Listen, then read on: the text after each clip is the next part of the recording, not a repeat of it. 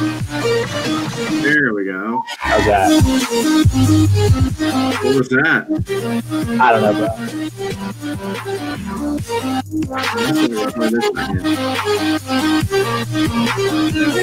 There's so much going on here. Like, I gotta get A lot going on. Dude, I had to move everything around to the back. Alright. What is up, everybody? Welcome to Skrillex at 9 p.m. Skrillex. I knew you would comment on the house music. So is it Skrillex? No, it's someone you've never heard of. Who is it? So the title of the song is All I Need. It's by Vanzi Balco and Francis Donnell. I don't know. Vanzi Balco? Yeah. So From Perfect Strangers. It's well, what it is it's called NCS. It's no credit songs. So like you can play them without having the license. So I have a ton of these songs now from being on Twitch due to the fact that I need them, or else when my streams replay, they'll get X'd out. So like it's kind of important to have them. And then I get attached to some of them like house music. You know I'm down with my house music, bro. I went through a Skrillex phase in the gym. It is good for the gym. I have like this whole playlist. It's good for the gym. Listen, as long as you're not epileptic, Skrillex is fine. Well, as long as you're not watching the video, right? Wah, wah, wah, wah, wah, wah. It's crazy. I'm having trouble with this camera. I don't know how to center my head. Yeah. Well, yeah, it's tough with the thing. Like I can make it bigger if you want the full panel. Here, hang on a second. I don't care. Doesn't matter to me. You're the one that wants your face up there. Well, yeah, of course I do. Oh, that's way too close, dude. That's way too close for me. I don't need people saying, you see my, I'm sporting a nice Band-Aid right here on the neck. What happened? I don't know if can you see it? I can't see it. You'll be able to see it probably on the video. So I get this ingrown hair, man. It's just like not going away. So I'm meeting with customers and stuff and very conscious about it. Very conscious. Very conscious. I pick at it and it gets very angry. By the way, I got a comment on the t-shirt. Dude, so I was thinking about this the other day because like I like the superhero movies and Endgame's out.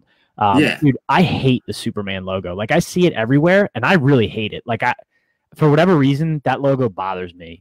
I think it's the coolest logo that there is. Beside, with one exception, the Punisher is the best logo. The Punisher is the best. Yes. I was hoping you were going to say that. I prefer Batman's logo over Superman's. Personally, well, I hate Superman's, but the Punisher has the coolest logo. The Punisher skull is amazing. Yeah, so that's what I wear. I'll wear the Punisher stuff, the Venom stuff. I have all that stuff. This is like, I don't know, 10 years old. All this stuff is 10 years old. It's like before I went on my anti-superhero movie raid, which I want to talk about a little bit because I did last Saturday, maybe Sunday, watched Infinity War. You watched Wait. You watched Infinity War or you watched Endgame?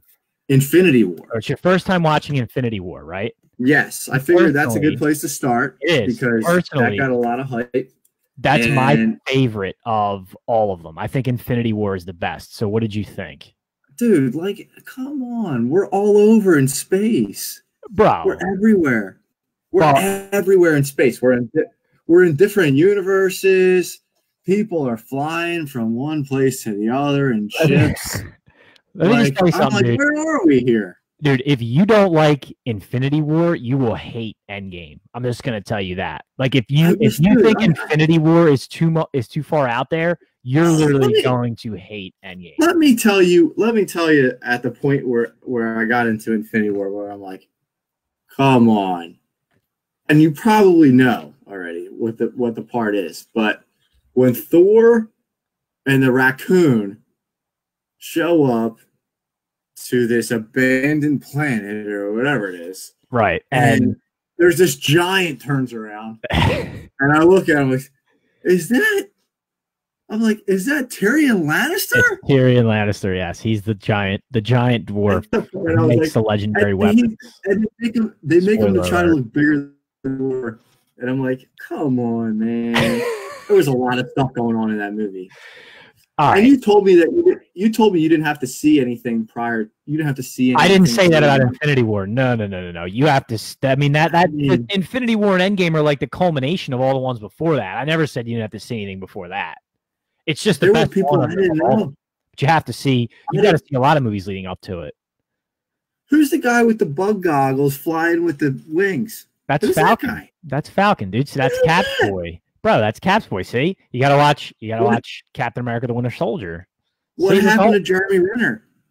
So Hawkeye is not in Infinity War, but big spoiler, he plays a big role in Endgame.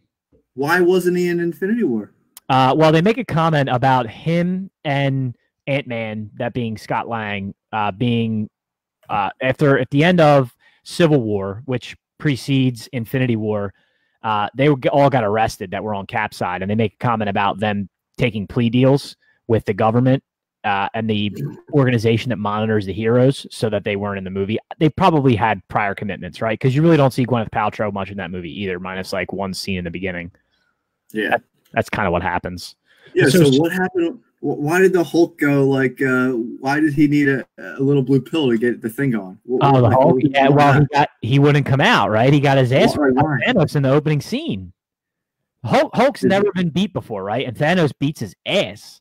So he wouldn't come out, right? They're having a thing. Tony goes, so the Hulk was scared? Yeah, dude, that's a great scene at the beginning of Infinity War when Bruce Banner is speaking to Tony Stark, and he's like, "Where's your guy?" And he's like, "I don't know. We're kind of having a thing. No time for a thing. Come on." The funny part was when, so the little sidekick for Thanos, the little ugly guy. Yeah, he looks like Groot's grandfather. Yeah. Well, like Amanda came in while I was watching that one part. She's like, "What are you watching, Harry Potter?" No. Yeah. It was he looks like Tony, a Harry Potter guy. Tony makes a quip about that too, doesn't he? I'm pretty sure he calls him something like that when he comes in, because Tony. So the thing with watching the movie, especially early in the morning, I started the movie at 6 a.m. and it was not done at 9:30. Yeah, it's very long. There's like baby stuff to do in between there, so it's really hard to like sit there and pay attention and listen to every line. Very long movie. I mean, I watched the whole thing. It's just like, I don't know. I mean, I could see it if you're into it and you could follow it, but I was just like, what world are we in now? You've missed. I mean, you needed to have seen. There's about 5 key movies that you needed to have watched for Infinity War, and you've missed all of them. I've said this before, but I get like so bored by the fight scenes where this guy punches that guy and he flies like 7 buildings over, and then he just flies back at him, and the other guy flies 7 buildings over, and everybody wakes up and they get up and they're completely fine. Like, they're heroes. You can't do any damage. Super strong, man. So that is the best of all of them, my opinion. Like I said, Endgame's out right now for buy on digital. Of course, I bought it. I saw it in theaters. I've watched it a couple times again. I still think that Infinity War is better than Endgame, but of course, Endgame wraps everything up. So if you haven't seen Endgame yet, I won't give any spoilers out. I'll watch it. I'll watch it, but like I said, I'm not. Speaking of the superhero deal, so being that I've got Amazon Prime, that gives me access to Amazon TV. There's a new show out on Amazon TV. We like to talk about shows to watch, called The Boys, and this was a much hyped up Amazon original production. And so along the lines of what we were talking about last week or last podcast with the ESPN Plus and the streaming platforms and everybody trying to get up on Netflix, right? So Amazon did their own show. It's 8 episodes long, and the lead character of the show is actually the guy who played Sheriff Lucas Hood in one of my favorite shows, Banshee, which I also have highly recommended in the past and will again. Banshee, that's a Cinemax production. But it's 8 episodes long, and it is amazing. And the premise of the show is there are superheroes among us, and they pretty much do whatever they want, right? Because especially Anthony Starr's lead character, Homelander, he's like invincible. He can fly. He's basically Superman, right? And so they do whatever they want, but there's a corrupt corporation behind them, and then people get pissed off when the heroes fuck up or like fuck up their lives. So it's a really cool show. I highly recommend it. It's sort of on the long lines of like Watchmen type of show, which that's actually coming out on HBO in October. I'm pumped about that series too. The Watchmen were like the disgraced heroes or something like that. Yeah, like kind of the Watchmen, right? The Watchmen. That's a great movie too. The Watchmen takes place in an alternate 1985, and what happens is the government outlaws the superheroes, so they're kind of outcasts now. But basically, it's one of the deals, almost like Batman. Like they need them to come back because the world is in crisis, and the only people that can do something about it That's actually a great movie too. Very long. That's made by Zack Snyder, who did 300 and Sin City. So if you like the way those movies are filmed, he did Watchmen. That's a great movie. Yeah.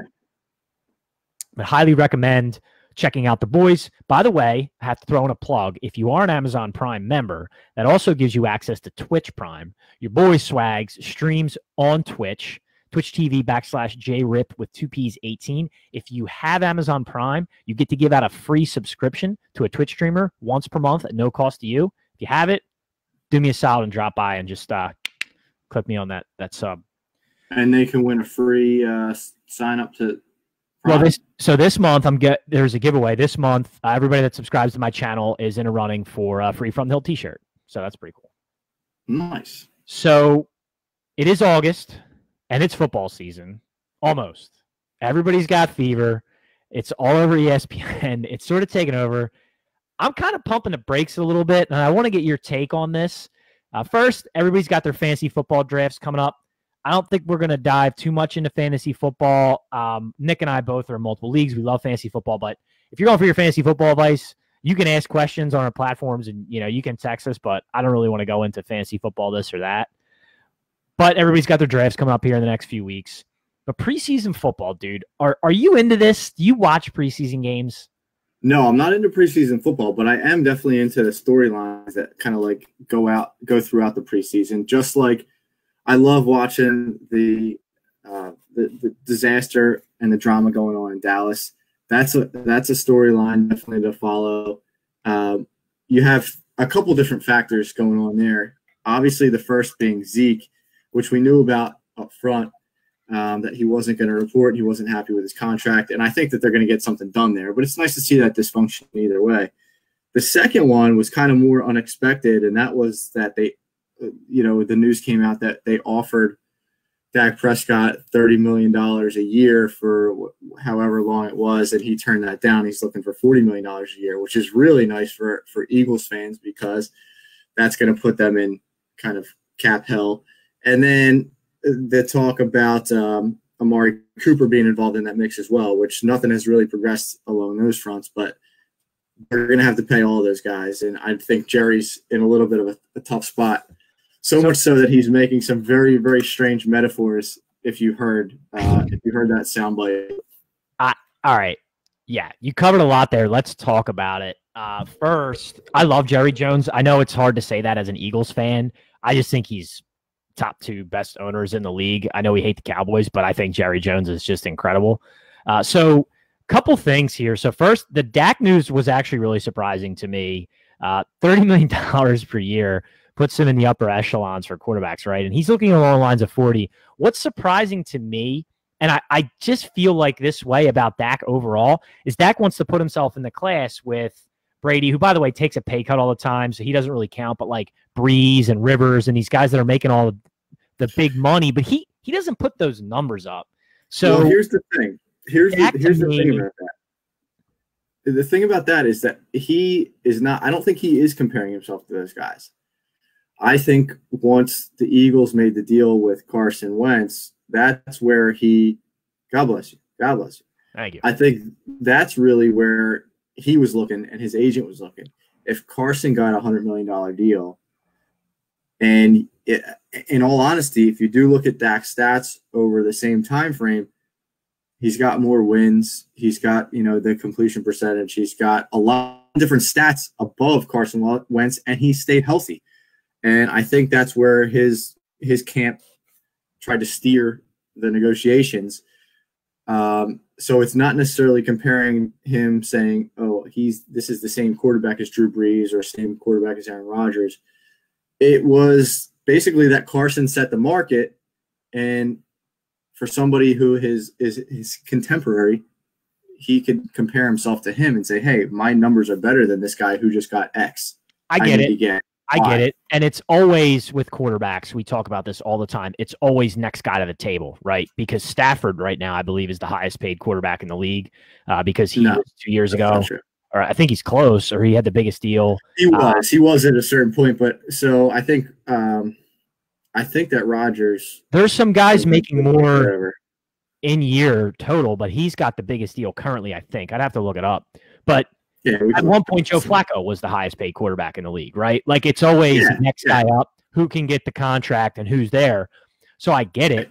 But for me, and I think for a lot of Cowboys fans, if you ask them honestly, the league and everybody else does not value Dak at that level. So while the Cowboys may have undershot him a bit with 30, he's certainly overshooting at 40.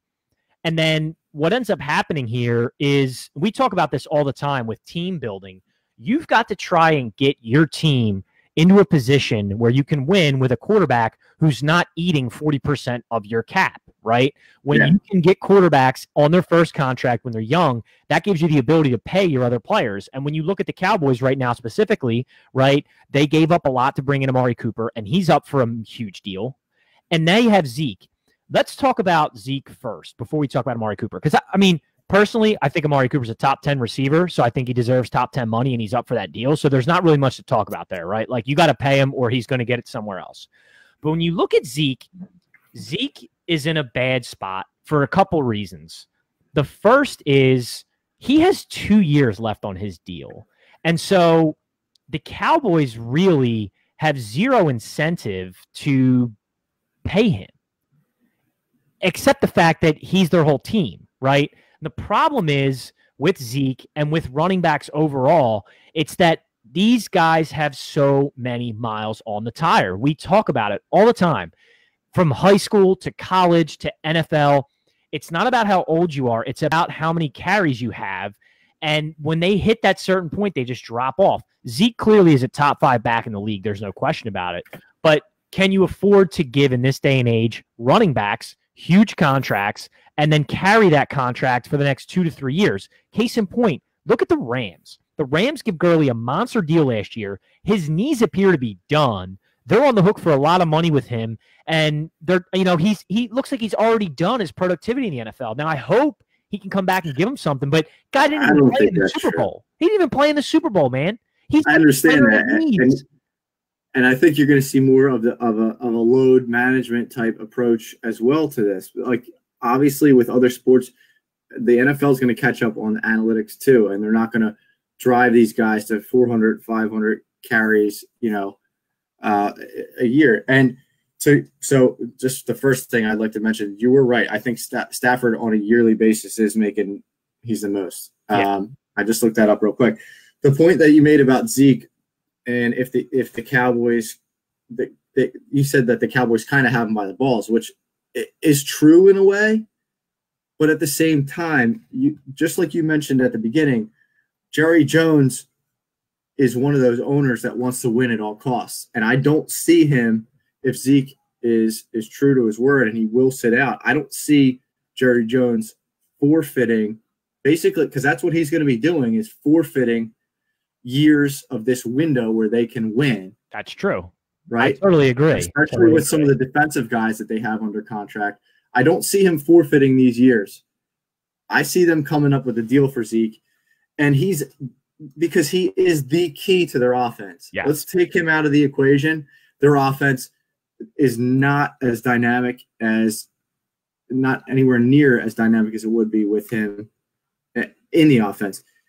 And that makes Amari Cooper worse. So that makes Amari Cooper way less valuable. That makes Dak way less valuable. I think we can both agree on Zeke's talent and what he gives to the team, but here's the problem. And it goes back to, we're going to talk about baseball in a little bit and talking about analytics, but it goes to analytics where it says, almost comparing your WAR stat in baseball to the running back position. And what NFL analytics say is, it does not pay off to give a running back, no matter how good he is, this much of your cap compared to what you could give other running backs for the production you give. And there's always special talents in the league. I mean, the Vikings are a great example. Everybody said, look, you got to give Adrian Peterson these monster deals. You got to keep paying him. You got to keep paying him.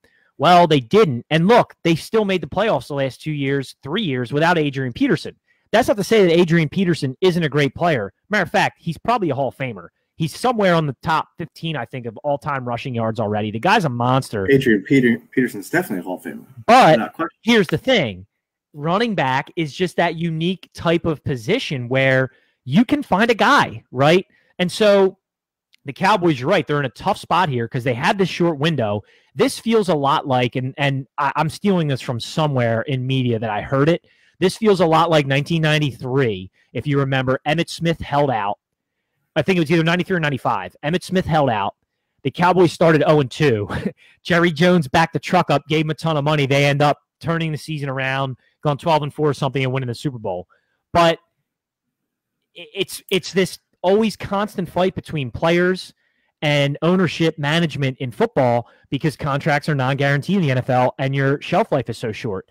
You take this out to the West Coast, Melvin Gordon is threatening not to play, right? But again, you're looking at another running back who has 2 years left on his deal. See, here's the problem, what we're facing now with running backs. Running backs saw Le'Veon Bell. They saw Le'Veon Bell sit out last year, and they saw him get a monster deal, and they think, well, we need to get our monster deal, right? Because once you're done as a running back, you're done. And you're done and done. But Le'Veon Bell was in a position of power because he was already going into his second franchise tag. So they really, after that year, he didn't have to tender it, and then he was gone. He was free to go.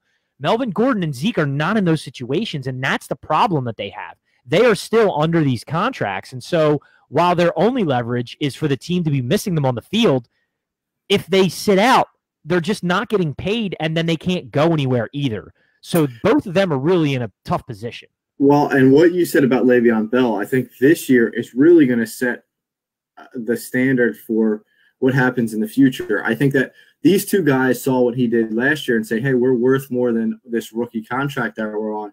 Well, let's say that Le'Veon Bell comes out and the Jets absolutely stink and he plays well. Well, now teams are going to change their mindset. They're going to completely change their mindset. But on the flip side of that, let's say that he comes out and plays really well, the Jets do well, and they look good. Well, now that brings more value to the running back position for the top-tier running backs. And I don't necessarily put Melvin Gordon in that top tier. I think Zeke is much more of a game changer than Melvin Gordon is, especially given the Melvin Gordon's second best running back in the league. I just want to put that out there. And I don't think that Zeke is on, or Melvin is on Zeke's level, but he's right there. If you look at numbers, Melvin Gordon. What does Melvin Gordon mean to that offense compared to what Zeke means to the Dallas offense? And that's the difference. Point. That's a very good point. That and the second part of that is the quarterback that he's playing with. For one, I'd much rather trust my playoff hopes to Phillip Rivers as opposed to Dak without Zeke. Yeah, totally agree. I mean, when you look situationally, you would take the Chargers and Rivers without Gordon over the Cowboys and Dak without Zeke. But it's interesting. It's going to be very interesting to see how these shape up. And it's a constant, you're right, it's a constant turnover every year of players holding out, right? And typically it's your receivers. But again, receivers just have so much more leverage because when you look at the analytics side and the player pool, right, take like Antonio Brown, for instance, right, because he's a guy who moved teams and he's a guy I want to talk about.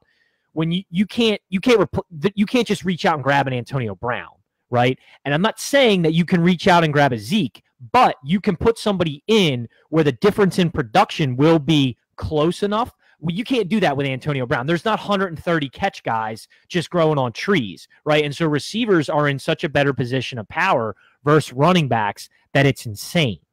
I get your war comparison there. I mean, I do understand that. What you're trying to say is that what's the difference between a Zeke and then your average running back? Correct. But you have to think of it differently because it's not the same as baseball. In football, you're thinking about teams game planning against certain guys, and they're not going to be game planning against your backup running back. They're game planning all week for Zeke. You know what I mean? It completely changes the face of the game. It completely changes the way the game is coached. Whereas in baseball, that war comparison is obviously completely different. Okay, yes and no. Yes and no. Let me hit you with the flip side of that when comparing to receivers. Here's the thing. Think about it like this. Use Antonio Brown versus Zeke, for example, right? Teams are game planning all week because it's Antonio Brown, probably the second best receiver in the league, arguably the best, right? Versus Zeke, second best, arguably the best running back in the league. But the Cowboys, who did the Cowboys just sign? I meant to write this down. They just signed a guy who's a pretty good player to back him up. And he played last year a little bit and did well, like his yak and everything in the offense. So the thing is, who are you missing more on a team? Are you missing Antonio Brown more, or are you missing Zeke? And it could be team specific, to your point, in that the Cowboys seem to run their entire offense through Zeke. Whereas if you took a team like the Chargers or the Steelers, right? Take the Steelers are a perfect example. Look at what they did last year without Le'Veon Bell. They plugged James Conner in, and he made the Pro Bowl, right? And he put up Le'Veon Bell-like numbers, which isn't to say he's Le'Veon Bell, but his numbers were eerily similar, right? So depending on the offense and the team, but really it's position. Antonio Brown and the receiver position, it's harder to plug in a top-tier guy or a guy who can give you close to the numbers that your top-tier guy would than running back. And the thing is, that's just proven throughout the league, and that's one of the reasons why shelf life is so short on running backs, and you see third, fourth, fifth-round running backs getting production close to the stars, which, again, if Zeke doesn't play, Alfred Morris or whoever the Cowboys have signed as their backup will not be Zeke. But at the end of the year, his numbers might be close, but he won't break off big runs like Zeke, right? Teams won't worry about him as much as Zeke. But receiver to running back is just, it's harder to take from your star and your next guy up where it is with running back. Receiver is just more difficult. Does that make sense? It does, but, I think, like you said, I think it's definitely on a team-by-team basis. I mean, and then you look at taking Todd Gurley out of the Rams lineup, and, they obviously missed him. They missed that. Right, production. But again, the guy they got from Denver last year, who gained a bunch of weight and everybody was making fun of him, who ran for them, did a great job, right? Who am I talking about? Was it C.J. Anderson? C.J. Anderson did a great job for the Rams in filling in for Gurley, right? Like the numbers were similar because the Rams are a running team and they have a great offensive line and they were built around that. And C.J. Anderson, right, was reborn because he's running behind that same line that Gurley was. And clearly he's not Gurley, but he almost did what Gurley did. And that's the thing. A Cowboys backup running back will almost do what Zeke does. He isn't Zeke and won't do what Zeke does, but he almost will. And that's most. No, I see your point there. Your point there. I think it's a little bit different for the Cowboys. Well, yeah, I just don't see I don't see the talent out of the quarterback that want there. I think that the threat of him back there, I think that opens up a world of opportunity for the other two positions. And I don't think that that's necessarily, I think that might be different for other teams, if that makes sense. Like, I think the Cowboys rely more on his presence there than a lot of teams with their running backs. And let's be honest, there's only like 2 or 3 of these stud running backs out there. Yes, that's true. I mean, and again, position by position, right? We're talking about the best of the best. We're talking about Zeke. We're talking about Todd Gurley. We're talking about Antonio Brown, right? These guys are the best of the best at their position in the league. So speaking of Antonio Brown, I wanted to touch on him real quick, only because a couple things have happening with him. I love Mr. Big Chest. I love the guy. I cringe whenever you say that. I know. I love everything about him. So did you see his feet last week that he posted on social media? Oh my God. Yeah, he messed up. Dude, it's people were saying to me, and I couldn't believe it, like, wow, it's just feet, like he can pat his footwear. What I'm like, do you understand?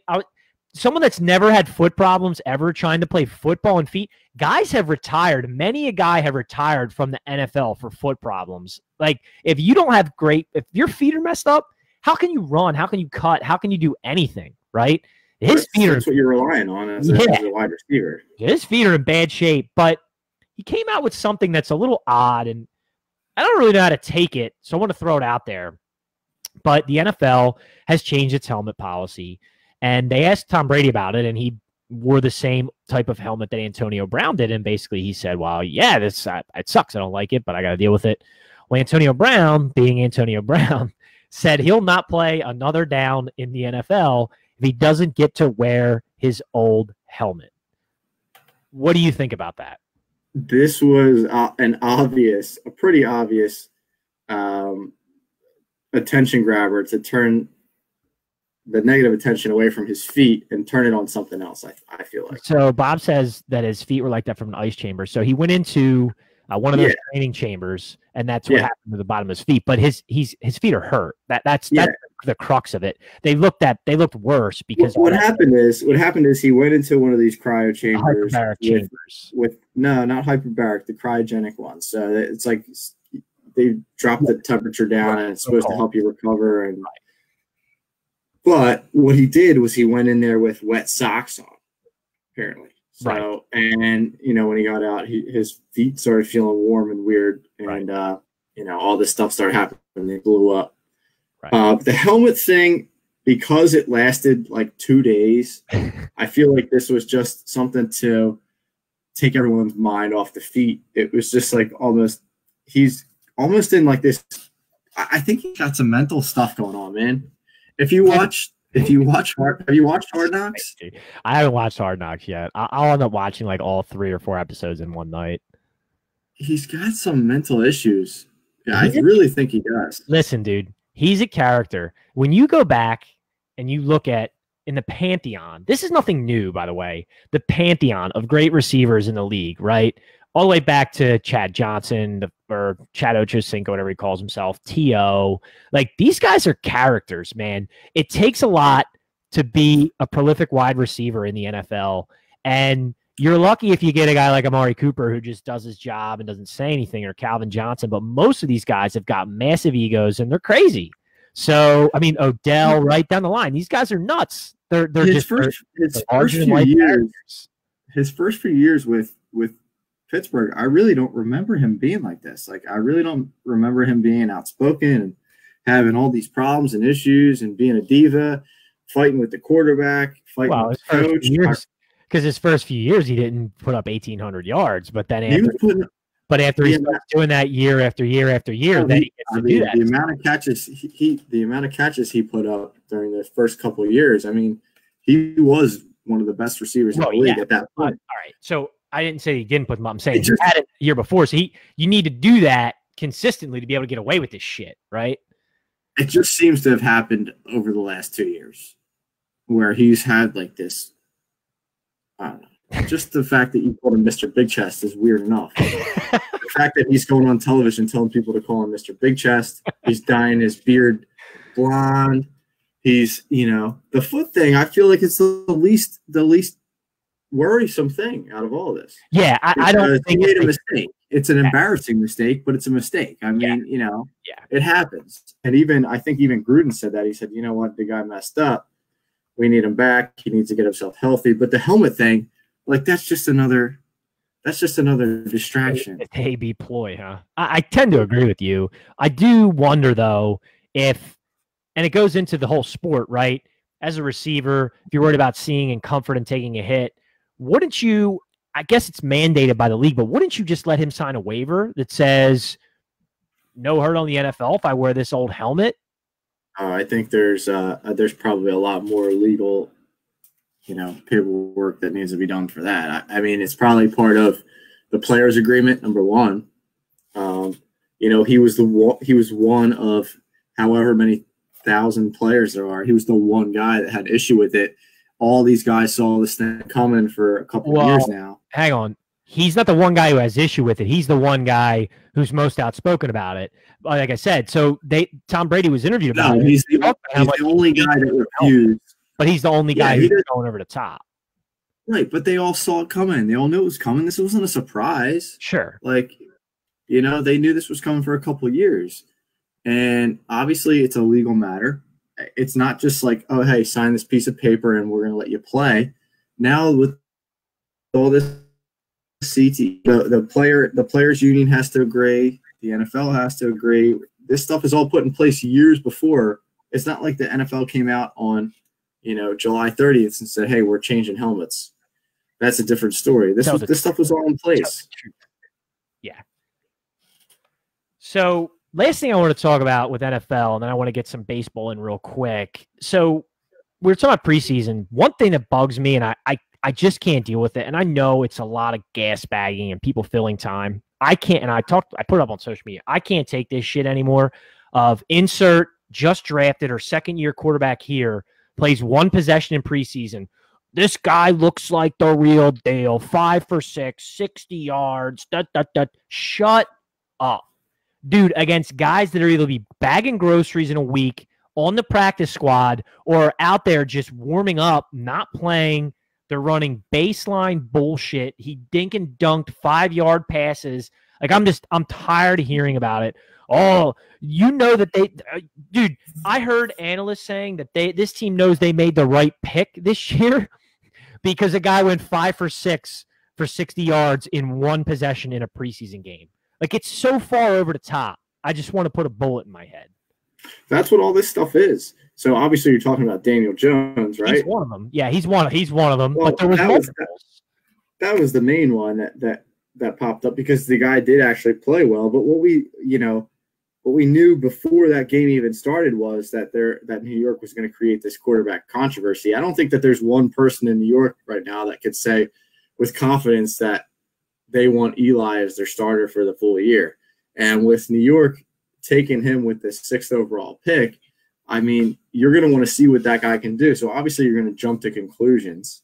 And when he comes out and looks good, everybody gets excited, just like we would here in Philly. Let's say, when Carson came out and looked good, everybody got excited. I know. I hate it with preseason. I hate preseason. I hate watching it. I'm more interested, to be honest, like you said, in storylines, contracts, how free agents look on new teams in practice and stuff. I don't really care about preseason because they're running baseline stuff. The only thing that matters to me in preseason is that you don't get hurt. Like that's really all I care about. It doesn't even matter what schemes are running baseline stuff. It doesn't matter how vanilla their offense or defense is. The fact is the people that you're going to be watching on Sunday are not the same guys that are in the game. That too. I mean, dude, look at the Raiders. Like, Gruden's talking up Nathan Peterman, who's literally the worst quarterback in NFL history. And like, he's actually Glennon looks worse than him. But statistically, he's got the worst touchdown interception ratio in NFL history. And like, Gruden's like, oh, this guy, he did it like. Dude, it's preseason. You've seen what he does in real action. So go ahead, throw him out there against baseline. I'm sure he can make baseline reads, but you've seen him throw 7 interceptions in a game. Like, come on. I can't. It's tiresome to me, and I can't deal with it. But I like watching practice, and I like getting reports from training camp, how guys are looking there, because that's what's important to me. Like, once the season starts, preseason doesn't get you ready for the regular season. Everybody says that. I'm tired of hearing it. What you watch out of a team week 1 and week 2 is not what you're going to see in week 8 or 9 because they're not the same players. Yeah, they're not ready. They're not ramped up, and playing preseason does not get anybody ready. This is kind of the start of this analytical movement, because I feel like 10, 15 years ago, 20 years ago, your starters are playing at least a couple series in the preseason, if not a couple quarters in the preseason, where they weren't like, I'm worried about my guy getting hurt. And that's where all this money comes in. That's where all the money comes in. And the guys are now assets more so than they are, players. You hit the nail on the head. So 10 years ago, preseason wasn't bad because you would have your full teams playing 2 full halves, right? Now it's 1 quarter, sometimes 1 possession, or not at all. Like Carson Wentz, I don't think will take a snap in the entire preseason, and I'm good with it. I'm totally good with it. But the whole old school mindset of, well, you need preseason to get ready for the regular season. No, you don't, because starters aren't playing on either side. So it's not that. A series, fine, run the motions, get the juices going. But I don't need it. I don't need him to go out there at all. I really don't.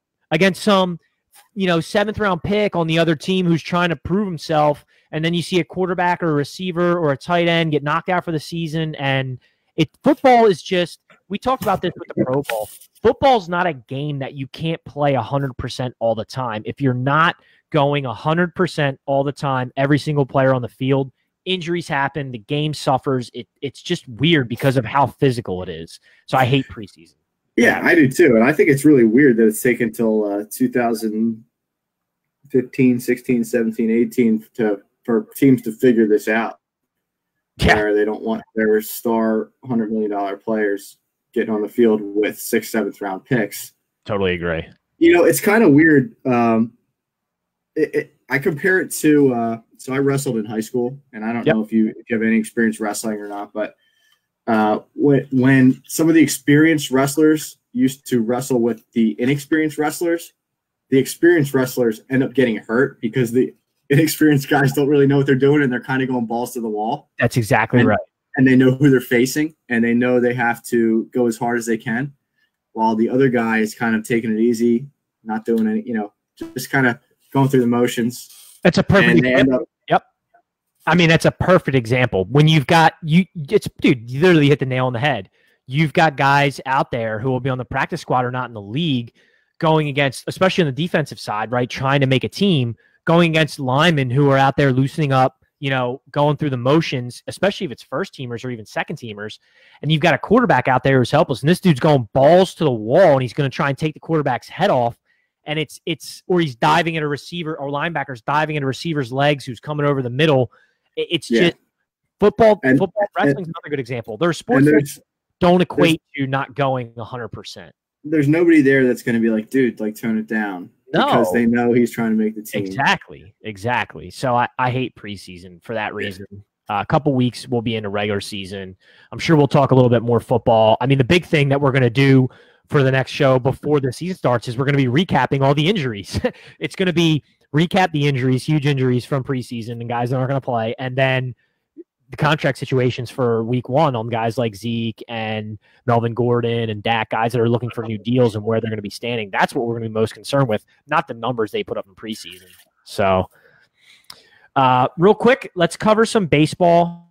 We're going to talk about just the state of where teams stand right now as we're getting down to the end of the season. And then there was one topic I wanted to talk about that I put on social media that I thought was really interesting. So the season's winding down. Most teams have about 40 games left, so you're about 75% of the way through the season. Just looking at the current standings in the AL, the Yankees are killing it in the AL East. They've got like 81 wins. The Twins and Indians are both sitting at 72 wins in the Central. They're back and forth.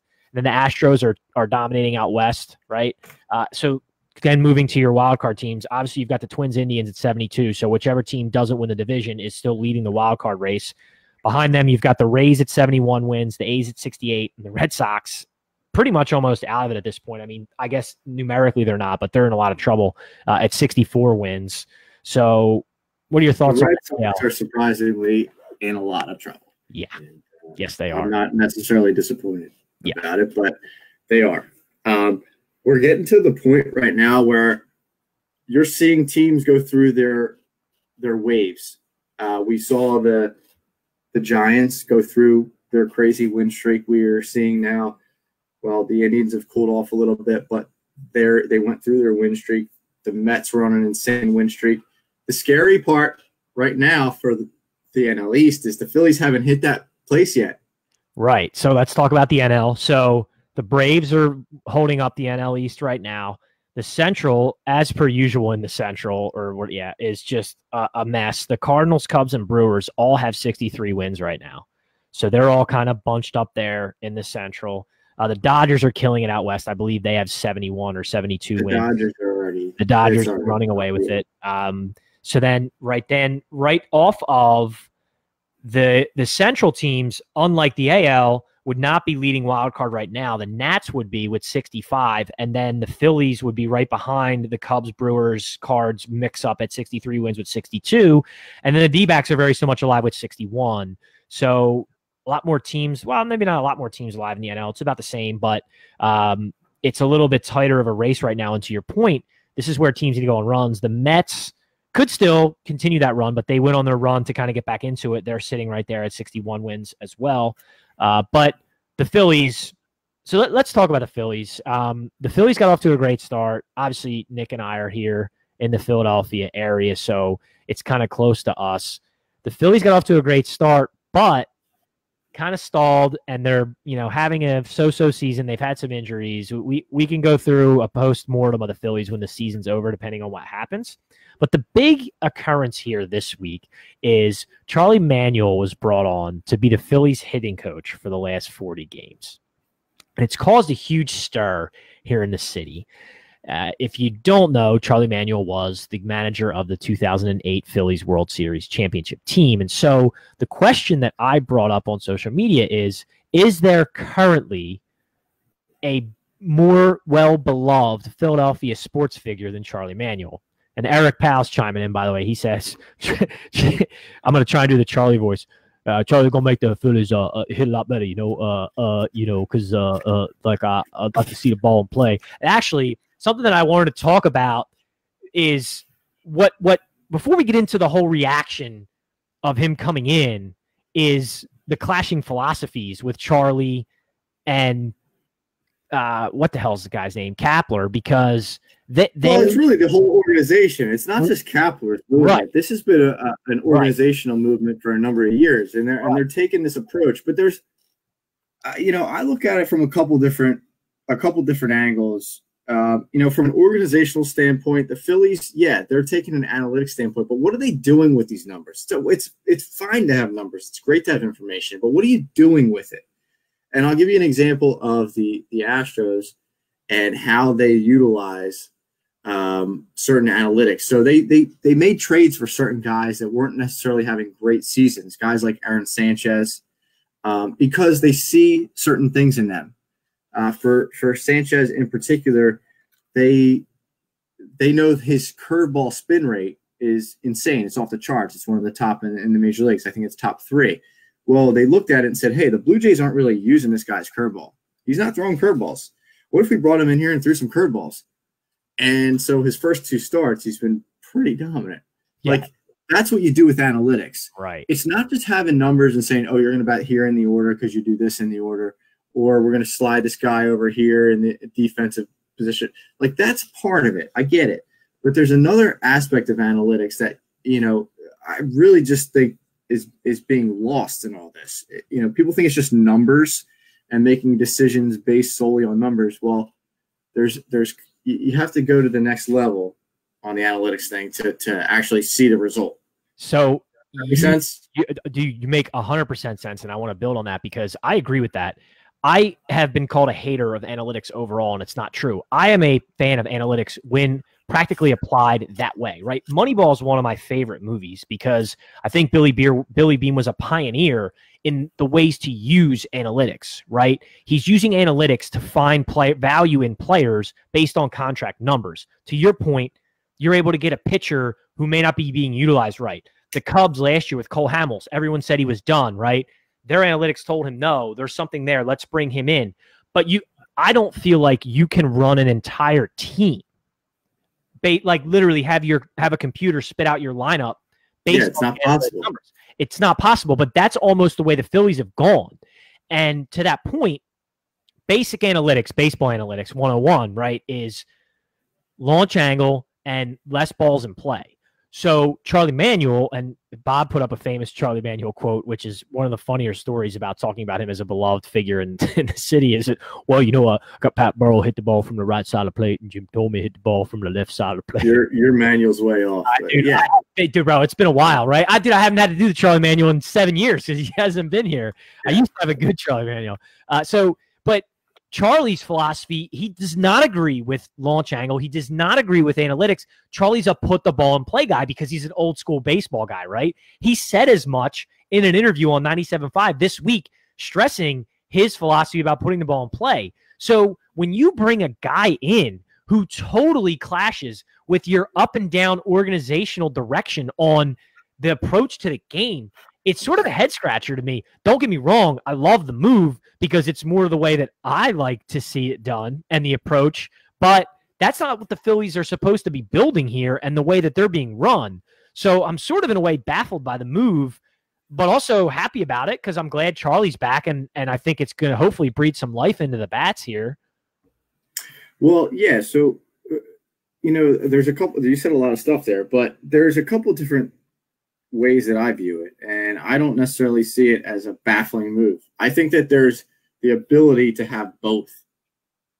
So there's analytics, which is information. It's just information. If you get Charlie this information and apply it to certain approaches on an individual basis with these guys, break it down. Here's what this guy does well. Here's what this guy doesn't do well. These are the counts that he does well. These are the counts that he doesn't do well. X, Y, Z.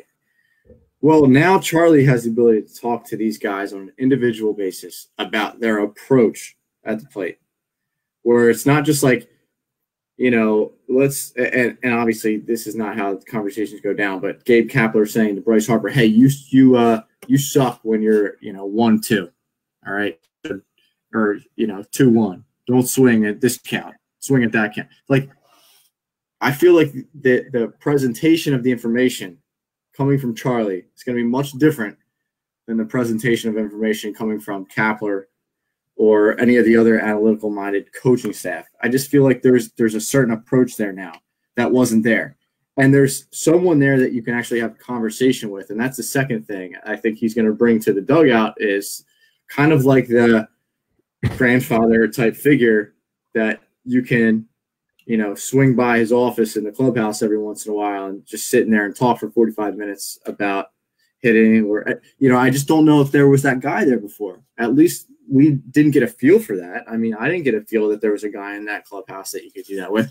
But I think the major thing is the first part that I said is that now there's somebody that can take certain information and, talk about that approach using that information.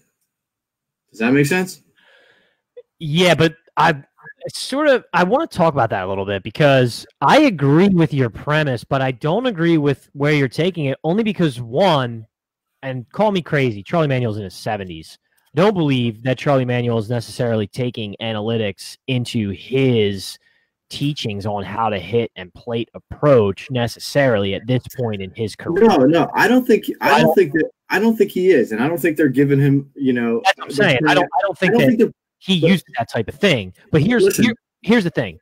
With what you said about the one thing that's just bothersome because it's Kapler and his managerial style, I agree with you that analytics is only information, but the application of it is the important part. But that is Kapler, right? Literally, if Kapler didn't have analytical information to go off of, he would not be doing anything. He wouldn't be a manager. He'd be back to being on Fox, reporting, because that's all he does. There is nothing to his philosophy outside of the analytics part. And so, and Charlie's only the hitting coach. So, this is still Kapler's team. And you're right. Having Charlie there is only a positive in the fact that, he is that father. You're looking at two different things. You're looking at two different things that you can go to in the clubhouse. But I don't see Charlie sitting down with Bryce and going, well, in 2-1 counts, this is what you hit this year. He's going to sit down with him and be like, hey, let's talk about your plate approach and see what we can do to get through it and work through things. He's not going to have printouts of statistics, no.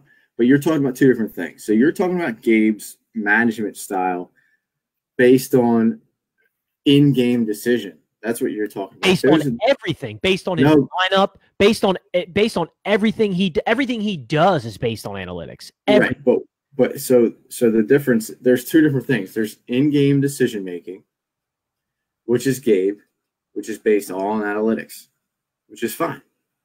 He messes up a lot. But my point is, Charlie Manuel's not going to sit there and print out these stats of these guys and sit down and say, hey, Bryce, you're hitting 220 with a full count. You're doing this with a 2-1 count. He's not going to do that. The point is, I feel like these guys in this lineup have already had these numbers and this information spewed to them. Well, now they can take that information that's been given to them and sit down and have a conversation about their approach, what to do with what they've been told about their game, all those stats that have been, what's your velocity off the bat, what's your launch angle. Now they can have this approach with a guy that's done it a different way. And I don't think it's one way or the other. I think they can mesh together. I actually do. I really do. I really think that you can mesh your hitting approach with information. I think you can, but I don't think that's what this team wants to do. That's my problem. So if they didn't want to do it, they wouldn't. That's not what Kapler wants to do. He is not a ball and play guy. They have been preaching launch angle. But you're acting like Kapler made this decision. Well, that's my point. He didn't. He didn't, because he would have never brought on Charlie Manuel as a hitting coach, right? Right. I mean, it's kind of like Grandpa looming over your shoulder here. He would never have done that. Clearly, he didn't. I'm just saying, from the way that the team has been structured and put together in the approach all year, Charlie is a total clash to that. I'm not saying it's a bad thing. I'm just saying raises a lot of question marks about Kapler's future here, good or bad. No, it doesn't. It doesn't, because it was mentioned at the press conference yesterday when they announced him, or 2 days ago, whenever it was, that He's only here for the rest of the season. I'm not talking about Charlie taking over as manager. I'm just saying securing Kapler as your guy. He was on the hot seat since the on the hot seat months of the season, in my opinion. We act like he doesn't know that. I mean, yeah, obviously he's been on the hot seat for a number of months now. Yeah, bringing Charlie in is not gonna, game one. Bringing Charlie Manuel is not. I don't feel like it's a threat to him any more so than what you've heard in the media or on the radio, on TV over the last few months. I mean, I really, people are like, oh, what is that? The message that's going to Gabe if you bring in Charlie? And it's like, I don't know. What are you going to hire an almost 80-year-old guy to take over this club? And, I don't. They don't want that. And he doesn't. It's really just a change of approach. I really feel like it's to lighten up the mood in the clubhouse, and it's to kind of give you that grandfather figure to bounce ideas off of, to talk to make you feel a little bit more relaxed in the box, and to give you some tips like, hey, this is what we did with Tommy. This is what we did with Manny Ramirez. It's worked for them. Like that kind of stuff. He's not going to be breaking down,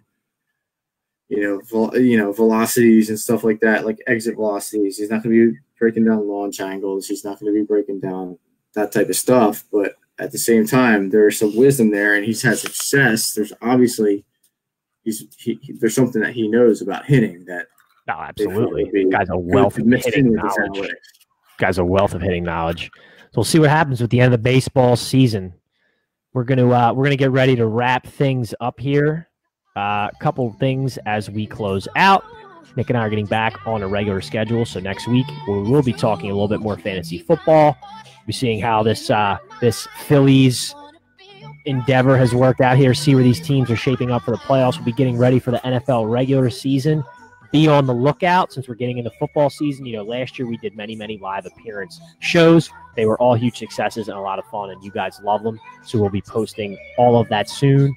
Don't forget, if you don't already, make sure you share these videos when we do them live on Facebook. And if you want to hear these, you didn't get a chance to catch them live, make sure you check us out on the iTunes podcast application. Make sure you search in quotations from_the_hill end quotations.